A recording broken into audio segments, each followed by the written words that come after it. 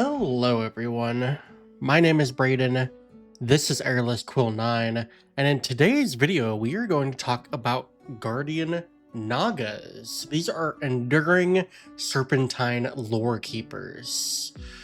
Guardian Nagas are these immortal scholars that possess perfect memories. They collect the histories and lore of those they live among, guarding cultures, stories, and passing them on to new generations with infallible accuracy. Guardian Nagas actually outlive their host civilizations and might linger in whatever ruins remain, preserving the civilization stories so their lost people might live on. We're actually given a table to roll on in the 2024 Monster Manual that helps Dungeon Masters inspire themselves with what a Naga might know. This is the Guardian Naga lore table. This states that the Guardian Naga might recall the last words of an ancient sage or healer, the location of a hidden city or continent, a magic word, password, or riddle's answer, the names of all who have told its stories, an otherwise forgotten ritual or spell, recipes using regional ingredients, stories of forgotten gods and local spirits, or perhaps the vulnerabilities of a legendary monster. So in today's video, we are going to take a look at the 2024 Guardian Naga stat block. We will compare it to its 2014 iteration, and I'll give you my thoughts on the changes that they've made and let you know if I think they are better than what 2014 did. So let's go ahead and get straight to it. Alrighty, so the Guardian Naga is a large celestial. They are lawful good in alignment. They have an armor class of 18, an initiative of +4, 136 hit points, a speed of 40 feet, a climb speed of 40 feet, and a swim speed of 40 feet. For their ability scores, they have a strength of 19, a dexterity of 18, a constitution of 16, an intelligence of 16, a wisdom of 19, and a charisma of 18. They are also proficient in every saving throw except for strength, which is quite impressive. They have, for their skills, Arcana at +11, History at +11, and Religion at +11. For their immunities, they are immune to poison damage, as well as the charmed, paralyzed, poisoned, and restrained conditions. Senses, they have a dark vision of 60 feet, and a passive perception of 14. Languages, they know Celestial and Common. And the Guardian Naga is a challenge rating 10 creature, granting 5,900 experience points, and it has a proficiency bonus of +4. In the traits section, the Guardian Naga has Celestial Restoration. This states that if the Naga dies, it returns to life in 1d6 days, and regains all its hit points unless Dispel Evil and Good is cast on its remains. Finally, we get to the actions section. In the actions, we have a multi-attack that allows the Naga to make 2 bite attacks, and it can replace any attack with a use of Poisonous Spittle. The bite is a melee attack roll with a +8 to hit and a reach of 10 feet, and on a hit it deals 2d12 +4 piercing damage plus 4d10 poison damage. That's pretty impressive damage there. Poison Spittle is a Constitution saving throw DC 16. It targets one creature the Naga can see within 60 feet. And on a failure, that target takes 7d8 poison damage and has the blinded condition until the start of the Naga's next turn.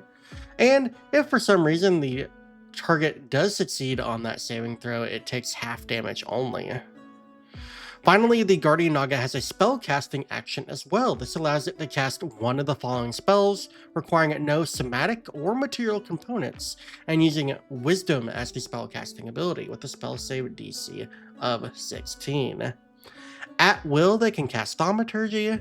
Once per day each, they can cast Clairvoyance, Cure Wounds as a level 6 spell, Flame Strike as a level 6 spell, Gaius, and True Seeing. So there's a lot going on in the stat block. So let's talk about all the changes that have been made to this since 2014. And there are quite a few. So as you can see, everything that I have underlined is entirely new or has been changed. So there's quite a bit going on here.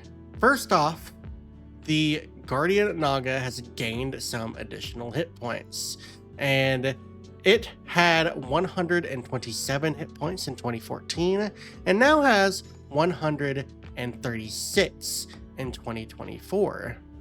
There was one thing I actually forgot to underline in the stat block. The creature type for the Guardian Naga has changed. In 2014, it was a monstrosity, and now in 2024, it is a celestial, which makes a lot more sense for the lore that they have given it. Now, the Guardian Naga in 2024 has also gained a climb speed and a swim speed. It did not have any of those previously, which is quite insane. It has also gained all of those skill proficiencies that are listed in there. It did not have any of those before, so that is entirely new. And the Guardian Naga also gained immunity to the paralyzed and restrained conditions, which it did not have before in 2014. So a lot happening here.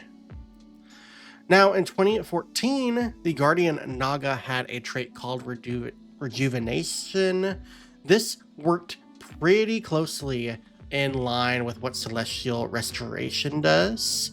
The only real difference is that Wish negated the Naga coming back to life in 2014, and now in 2024 it's the Dispel Evil and Good spell.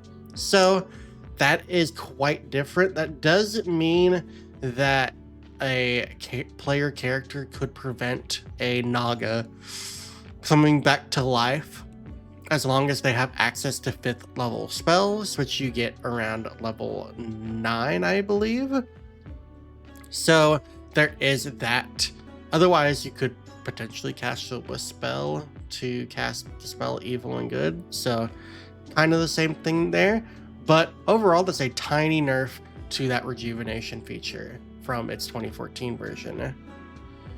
Now, I'm going to talk about spell casting next because this used to be in the trait section. In 2014, the Guardian Naga had the spell casting of an 11th level spell caster, specifically had spell slots. So spell casting is quite different here in the 2024 stat block. It has lost quite a few spells, but there are some major changes here overall. And really, I want to talk about those changes because I don't mind that they have lost some of the spells they have lost, particularly if you want to know exactly which spells they lost. They lost Mending and Sacred Flame. They lost Command and Shield of Faith. They lost Calm Emotions and Hold Person, and they lost Bestow Curse, and they lost Freedom of Movement and Banishment. So those are the spells that are missing from their spell list now. Overall, though, here are what happened with their spell casting. So Thaumaturgy, of course, is a cantrip. It was always at will. But now we have at-will spells and once per day each spells. So Clairvoyance is still present here. Cure Wounds is present here, however, it is cast at level 6 now. And as we all know, Cure Wounds was upgraded in the 2024 rules. So a level 6 Cure Wounds actually heals 12d8 plus the Guardian Naga's Wisdom modifier. So that is quite a bit of healing. So that is a massive improvement there to Cure Wounds. Flame Strike has also seen a buff in 2024. In 2014, it used to only deal 4d6 fire damage and 4d6 radiant damage. Since 2024 came along, Flame Strike now deals 5d6 fire and 5d6 radiant at its base 5th level, which is a damage improvement. And it also upcasts quite better in 2024 as well. In 2014, you had to choose which one of those damage types to increase by a d6 whenever you upcasted it for each level. And now in 2024, both of those damage types go up in value by a d6 when you upcast it. So the level 6 version of Flame Strike is dealing 6d6 fire and 6d6 radiant. So pretty good upgrade there for that option. Also, we have Gaius Entry Seeing on here. So no real changes there. Do I mind that these spells are now only once per day each? No, not really, and I'll tell you why, because we are really going to be wanting to use the Guardian Naga's multi-attack as often as possible. However, Flame Strike is going to be a great option to open up with, especially if we have player characters in a rate or in an area that would fit the radius of that Flame Strike. That would be a great use of that spell. But we have improvements here. First off, the big thing is that the Guardian Naga did not have a multi-attack in 2014. The Guardian Naga had a bite attack and an attack called Spit Poison. The bite dealt 1d8 plus 4 piercing damage, and then the target had to make a DC 15 Constitution saving throw, and if it failed, it took 10d8 poison damage, and if it succeeded, it took half as much poison damage. Spit Poison was a ranged attack roll. It had a range of 15 to 30, and the target, on a hit, the target had to make that DC 15 Constitution saving throw, and then it took 10d8 poison damage on a failed save or half as much damage on a successful one, which is a lot of work for those. So what they've done here is actually quite good, and let's just talk about it. So now the Guardian Naga automatically deals the poison damage as a part of its bite attack. Not only that, it got an improvement to its piercing damage, but the poison damage is lower, and the reason those are okay is because now it is making it 2 of these attacks instead of only 1. So in 2014, if the creature failed that saving throw, it would be taking an average of 53 points of damage from the bite.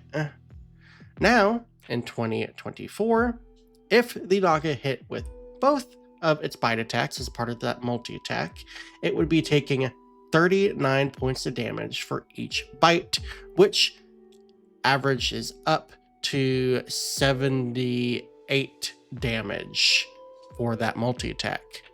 So overall, the Guardian Naga got a massive damage improvement.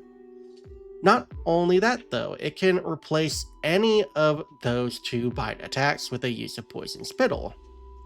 And instead of making this attack a ranged roll, and if it hits, the target has to make a saving throw, now the attack is just a saving throw.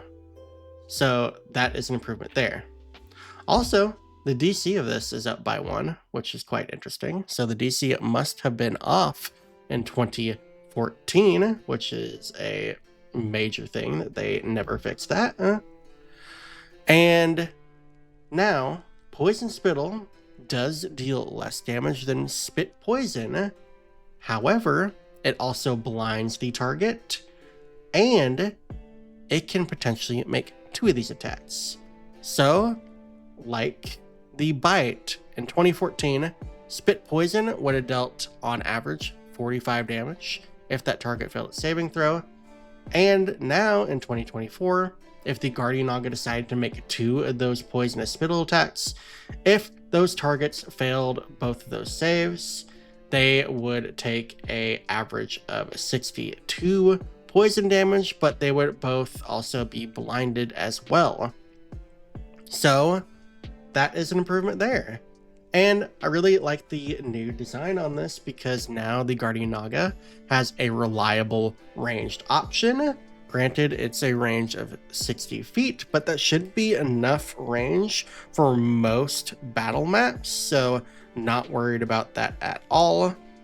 And then, of course, what it really wants to do is get in close and use that bite attack. So I think this Guardian Naga is a major improvement on the 2014 version. It has a massively superior action options in that multi-attack with its improved bite and the poisonous spittle attack. It has reliable melee and ranged options with that, and it has a really good damaging spell in Flame Strike, and it can potentially heal itself for some pretty decent hit points with a level 6 Cure Wounds if it gets pretty low. You can also use True Seeing on the Guardian Naga to give it True Sight, so that is a pretty good option there. Also, great options here because Guardian Naga has additional hit points now. It also has additional immunities to certain conditions such as Paralyzed and Restrained, which are pretty decent. And overall, I just think this is better.